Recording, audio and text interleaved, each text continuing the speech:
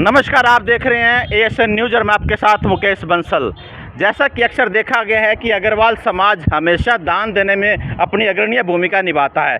इसी कड़ी के अंदर जैसे कि आप मेरे पीछे देख रहे हैं, अखिल भारतीय अग्रवाल सम्मेलन द्वारा गठित श्री अग्रसेन फाउंडेशन द्वारा संचालित श्री अग्र विभूति स्मारक अग्रवा शक्ति पीठ के ऊपर दिन रात भंडारा लंगर चलता रहता है। इसी कड़ी के अंदर अग्रवाल समाज द्वारा फतेहाबाद की मंडी से गेहूं इकट्ठा की गई है, जिसमें कि इस गेहूं के माध्यम से वैसे तो पूरे हरियाणा से गेहूं इकट्ठा की जाती है, जो भंडारा दिन रात 24 घंटे अग्र विभूति शक्तिपीठ पर चलता है। और इस भंडारे को इकट्ठा करने में विशेष भूमिका जो रही है, जिसमें सहयोग रहा है, वैसे तो पूरे अग्रवाल समाज का सहयोग रहता है, परंतु यदि मैं फतेहाबाद की बात करता हूं तो फतेहाबाद के जिला अध्यक्ष प्रधान जी अजय राजेश गर्ग जी हैं, सत्यप्रकाश गुप्ता जी हैं, रामकर मंगला जी हैं, और विशेष तौर पर हिसार से प्रदेश प्रवक्ता के तौर पर विपिन गोयल जी और प्रदेश महामंत्री के तौर पर आज मौके पर पहुंचे हैं। तो मैं प्रधान जी इधर आ जाइए, सारे एक बार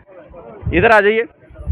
तो जैसे कि आप देख रहे हैं, बैनर के ऊपर भी अखिल भारतीय द्वारा अग्रवाल सम्मेलन द्वारा ये प्रोग्राम चलाया जाता है, और पूरे फतेहाबाद मंडी से सहयोग से रामकर मंगला जी, विपिन गोयल जी, राजेश गर्ग जी, सत्यप्रकाश गुप्ता जी, इनके सहयोग से ये गेहूं जो इकट्ठा की गई है उनसे बातचीत कर लेते हैं कि जो गेहूं इकट्ठा की गई है वो कहां जाती है और किस प्रकार से उसका उपयोग होता है।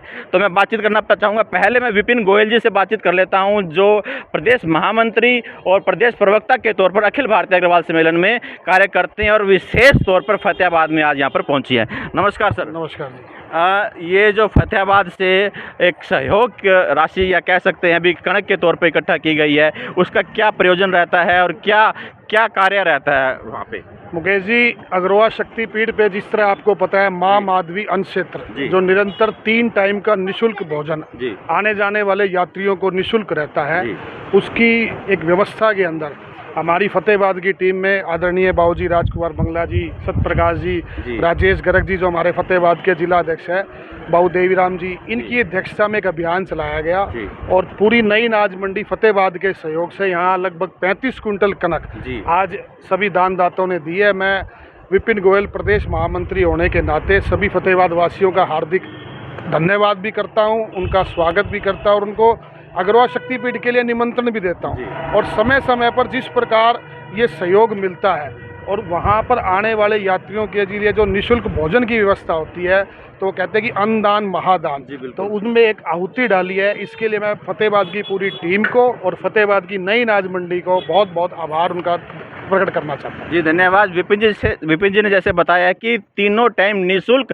भोजन की व्यवस्था करवाई जाती है अग्र विभूति शक्तिपीठ अग्रवा के अंदर, जहां पर जो सहयोग जो फतेहाबाद में सहयोग रहा है, विशेष तौर पर रामकर मंगला जी का रहा है, इधर हमारे प्रयास जी भी हैं, राजेश गर्ग जी भी हैं, और पूरा अगर समाज का सहयोग रहा है। उनके सहयोग से भी समय समय पर देवी दयाल तायल जी जो भामाशाह के तौर पर जाने जाते हैं, उनका भी विशेष तौर पर सहयोग रहा है। रामकर मंगला जी से बात कर लेते हैं कि बाबू जी नमस्कार। नमस्कार। जो फतेहाबाद से जो ये जा रहा है, कणक जा रहा है, समय समय पर अलग भी कोई जो खाने की वस्तुएं जाती हैं, तो क्या बोलना चाहेंगे आप उसके बारे में? बस इसमें ये सब तीन टाइप भोजन मिलता है सभी को निःशुल्क जी, और क्या नाम मेडिकल में भी भोजन भेजा जाता है जी, उसके लिए जी। तो कितनी गेहूं अभी मौके पे इकट्ठी हुई है फतेहाबाद से? 35 कुंटल हो गई। 35 कुंटल हो गई है। और किन किन दानदाताओं ने आज सहयोग किया होगा?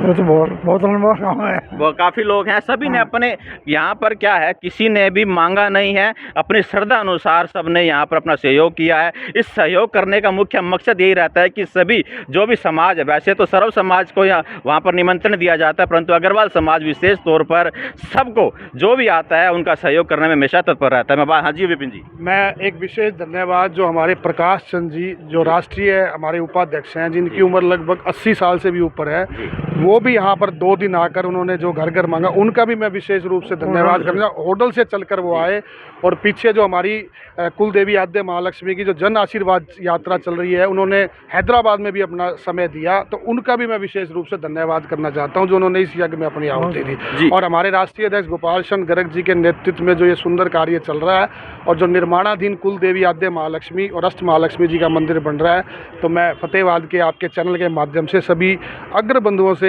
और सभी बंधुओं से, सभी सर्व समाज से अनुरोध भी करूँगा कि कृपया आप आइए अग्रोहा और देखिए कितना विशाल वहाँ मंदिर बन रहा है। जी बिल्कुल बिल्कुल, जैसे विपिन जी ने बताया कि यज्ञ में आहुति डाली गई है। हमारे बीच में सत्यप्रकाश गुप्ता जी हैं, एडवोकेट हैं, और साथ में सालासर सेवा सदन से भी मुख्य तौर पर जुड़े हुए हैं। और जो आज यज्ञ जो चलाया गया है, आहुति डाली गई, उसमें विशेष योगदान रहा है। नमस्कार बाबू जी।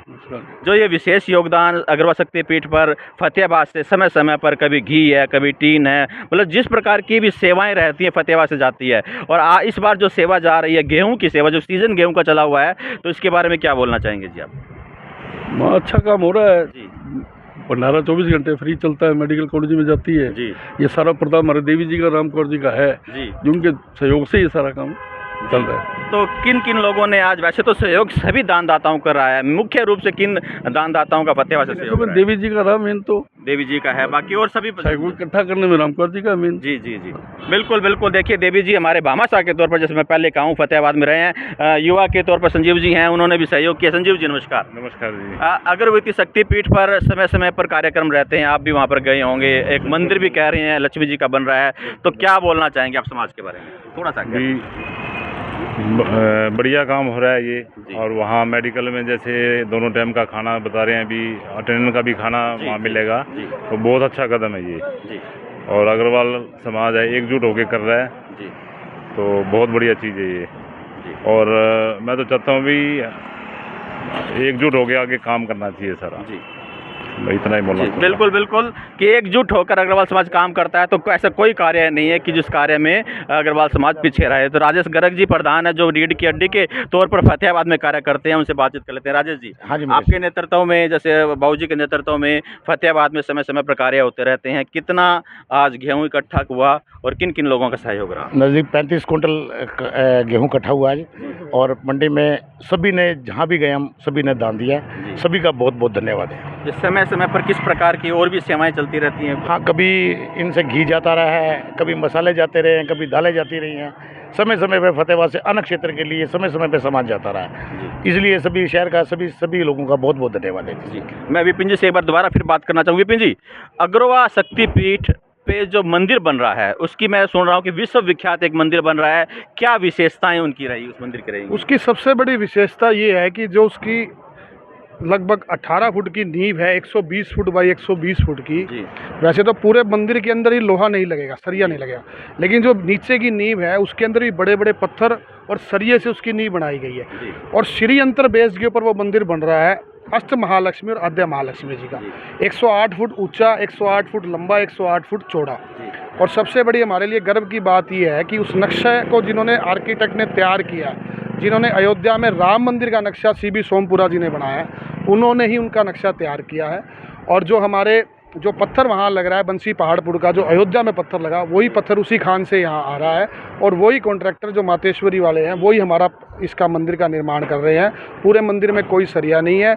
और जैसा कि बैठकों में चल रहा है कि जो मूर्ति बनेगी वो शुद्ध चांदी की बनेगी, तो ये विशेषता है। ये विश्व का पहला एक ऐसा कुल देवी आद्य महालक्ष्मी और अष्ट महालक्ष्मी जी का पहला मंदिर बनने जा रहा है। तो लगभग कितना बजट माने इस मंदिर का जी? बजट इस मंदिर का हम 200 करोड़ रुपए के लगभग इसका आइडिया लेके चल रहे हैं जी। हाँ जी। तो धन्यवाद। जैसा कि विपिन जी और सबने बताया कि एक आद्य महालक्ष्मी का विश्व विख्यात मंदिर बनने जा रहा है, जिसमें लगभग बजट 200 करोड़ रुपए के लागत से बताया जा रहा है। और सबसे बड़ी बात यह कि अयोध्या की तर्ज पर, अयोध्या में श्री राम मंदिर जो बन रहा है, सेम उसी तर्ज पर वही कॉन्ट्रैक्टर, वही पत्थर इस अग्रवा शक्तिपीठ पर यूज हो रहा है। तो मैं सभी दर्शकों को, जो भी मेरा चैनल देख रहे हैं, उनसे निवेदन भी करना चाहूँगा कि आप जरूर एक बार अग्रवा शक्तिपीठ पर आइएगा और इस मंदिर का जो नक्शा जो है, या मैं कहूँगा इसका दर्शन मात्र से आपको अपने जीवन में सुख संपत्ति और लाभ होने वाला है। तो जरूर एक बार अग्रवा शक्तिपीठ अग्रवा में मंदिर का दर्शन जरूर कीजिएगा। तो बने रहिएगा ASN न्यूज़ के साथ। मुकेश बंसल,